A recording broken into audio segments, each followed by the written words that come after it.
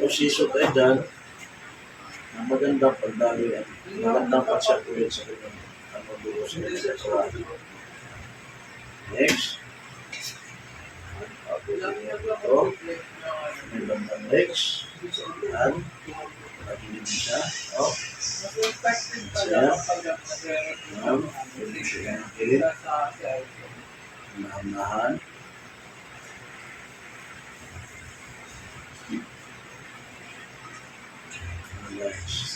So, paano po yan, sir? Isang client may psoriatic. Pwede ko ba masayin yun? Pwede.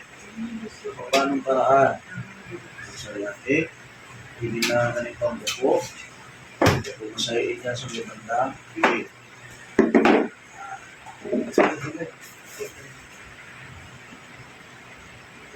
Guys.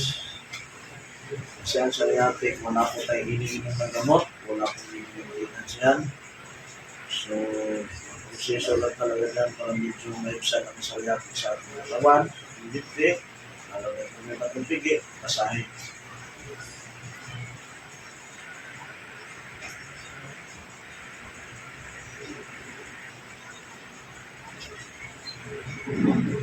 So, mga ilang session po ba, sir?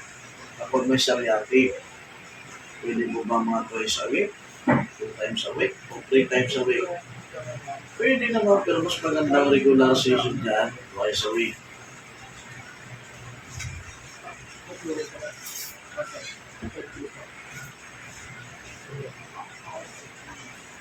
Sir, pwede po ba maliligo ang client kinabukasan pag nagpamasahin pagdating?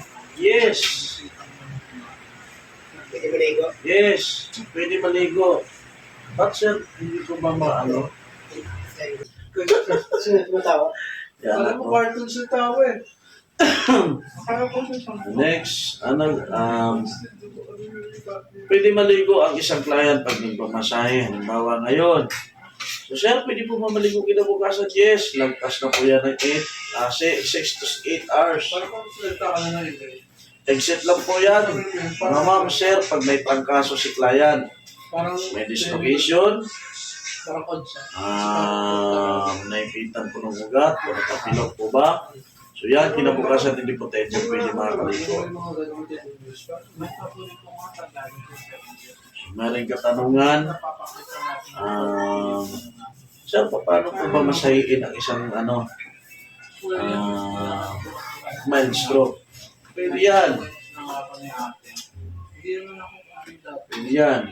Ang mild stroke, pwede mo yan masahiin. Minsan, mga 3 times a week yan. Mayroon din tayong proseso dyan na para mabalik sa dati ang mild stroke. Yan. So, marami rin nagtatanong, Sir, abel po bang stretching sa masahe? Yes! Ang stretching sa isang masahe, meron po tayong tinatawag dyan na step by step na stretching. Hindi po yan bigla. Kasi marami na rin sa Pilipinas eh. May ano na rin, may So, yan. Sino po ba gusto magpapang-service? Yan. Saan kayo mag-contact ko? Yan. Kung gusto magpapang-service, contact, mayroon din kami